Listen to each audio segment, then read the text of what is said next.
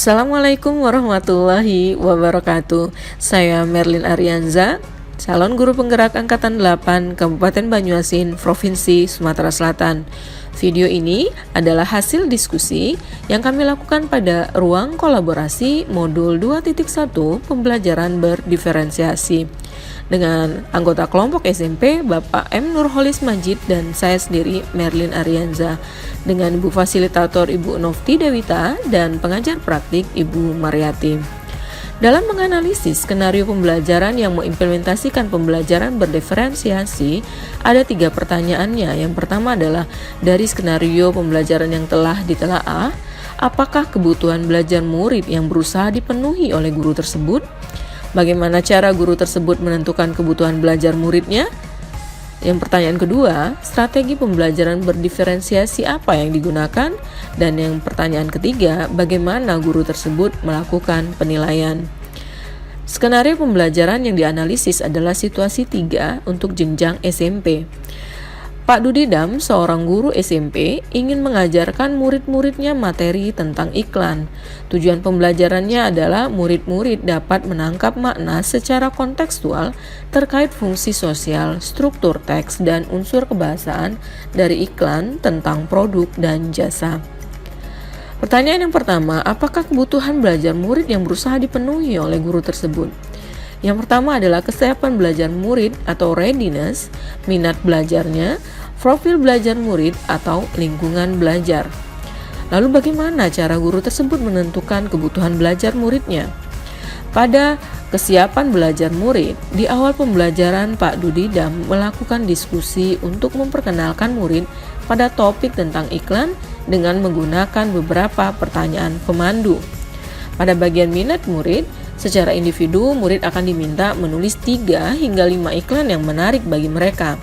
Dan Pak Dudidam lalu memperjelas konsep dan istilah periklanan sesuai kebutuhan. Pada bagian profil belajar murid, Pak Dudidam lalu memberikan tugas individu. Dia membedakan penugasannya sesuai dengan kemampuan murid. Pak Dudidam juga menetapkan skenario tugas yang berjenjang sesuai dengan pengetahuan dan pemahaman konsep murid-muridnya. Dan Pak Dudidam mendorong murid untuk memilih lokasi di kelas yang mendukung cara mereka belajar dengan baik. Pertanyaan selanjutnya adalah, strategi pembelajaran berdiferensiasi apa yang digunakan Pak Dudidam? Yang pertama adalah diferensi konten, diferensi proses, dan yang ketiga adalah diferensiasi produk.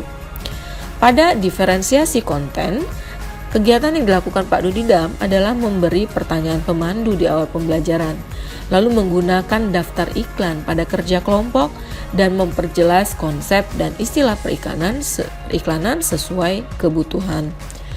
Lalu diferensiasi yang kedua adalah diferensiasi proses. Pak Dudidam memfasilitasi murid dengan membentuk diskusi seluruh kelas, lalu ada kerja individu atau pasangan dan kerja kelompok kecil, lalu ada kerja kelompok kecil dan mengumpulkan kembali murid sebagai satu kelompok besar. Dan diferensiasi produk yang ketiga adalah Pak Dudidam memberikan tugas individu. Ia membedakan penugasannya sesuai dengan kemampuan murid. Pak Dudidam juga menetapkan skenario tugas yang berjenjang sesuai dengan pengetahuan dan pemahaman konsep murid-muridnya. Pertanyaan selanjutnya adalah, bagaimana guru tersebut melakukan penilaian?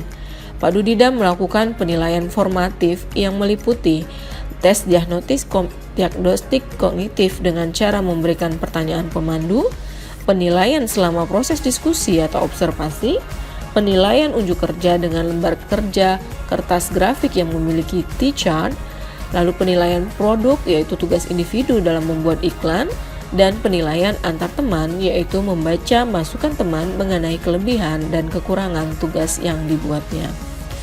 Kolaborasi sering didengungkan sebagai 21st century skills, tapi sebenarnya kolaborasi ini adalah nilai luhur bangsa Indonesia, yaitu gotong royong. Sekian video pada ruang kolaborasi modul 2.1 pembelajaran berdiferensiasi. Terima kasih. Wassalamualaikum warahmatullahi wabarakatuh.